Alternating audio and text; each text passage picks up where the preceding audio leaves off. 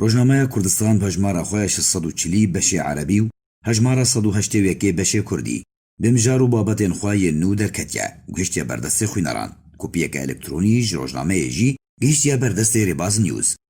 دروپەلە یەکەم یا ڕۆژنامەیەدا نامەیە سەرۆک مەسعود بارزانی بە هەلکەفتە پێنجی و نەهەمین ساڵڤەگەرە شۆڕەشە ئەیلونا پیرۆز لەژێر سەرناوێ شۆڕەشە ئەیلونێ دبستانە ئامادەکردنا شۆڕەشگەر و خەباتکارên کوردستانەیە ڤیان جێگەلێ کوردستانی ڕەڤەگەڕاند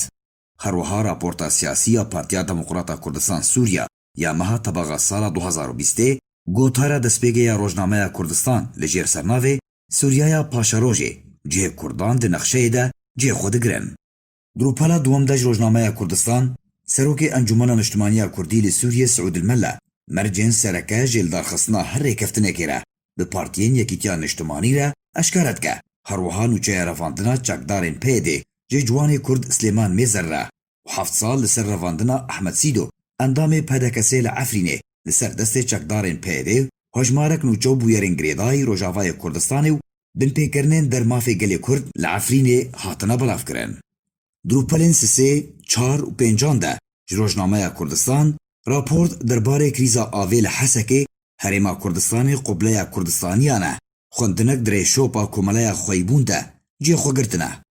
Drûpela şeşan de ku ji karûbarên Kurdistanî re hatiye dabeşkirin babeteke girêdayî şoreşa Eylûnê ya sala 1961 biryar û viyana Kurdistaniyan herwiha daxuyaniya PDK ku tê de ji PKK re dibêje şanoya ku hûn pêşkêş dikin êdî temaşevanê wê nemane kes guhdarî lê nake hatine belavkirin.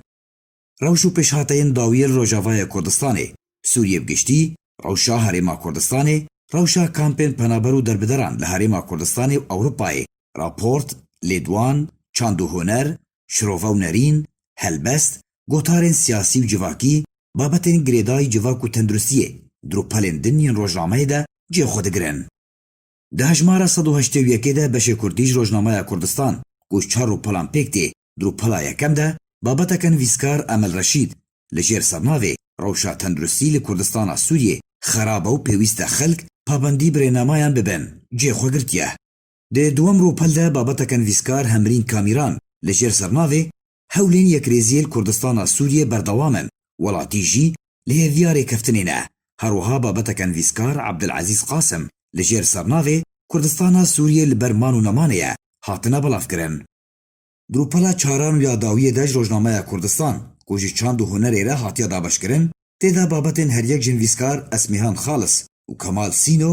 li jêr sernavê xwendin li Kurdistana Sûriyê di rewşeke xerab de ye herwiha nexweşiya mezin cêxwe digirin.